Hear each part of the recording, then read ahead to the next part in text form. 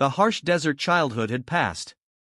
The young orphan boy was now growing into a young man in the bustling city of Makkah.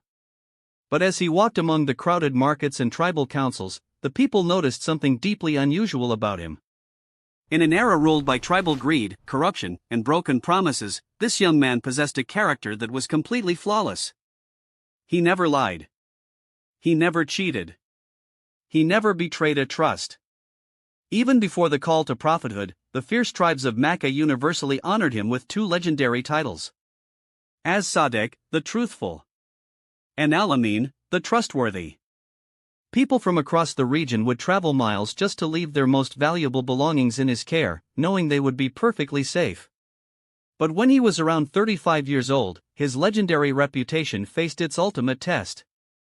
A massive flash flood tore through the valley of Makkah, severely damaging the ancient walls of the Kaaba. The noble tribes of the Quraysh united to rebuild the sacred house, working side by side in harmony. But as the construction neared completion, a critical moment arrived.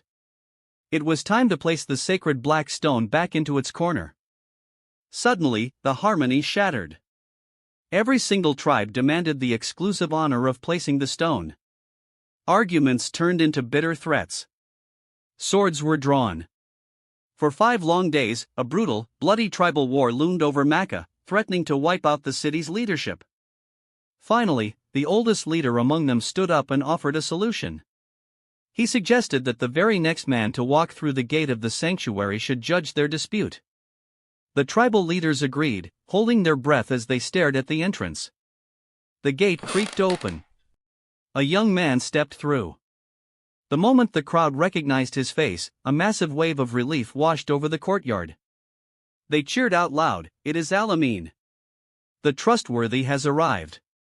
We accept his judgment." After listening to the arguments, the young man smiled and acted with brilliant, divinely inspired wisdom. He took off his outer cloak and spread it flat on the ground. He placed the sacred black stone directly in the center. He then commanded the leader of every single warring tribe to step forward, grab a corner of the cloak, and lift it together. The bitter rivals obeyed. Together, they raised the stone up to its destination. The young man then stepped forward, took the stone with his own hands, and placed it perfectly into the wall. With one simple cloak, a devastating war was completely prevented, and every single tribe left satisfied.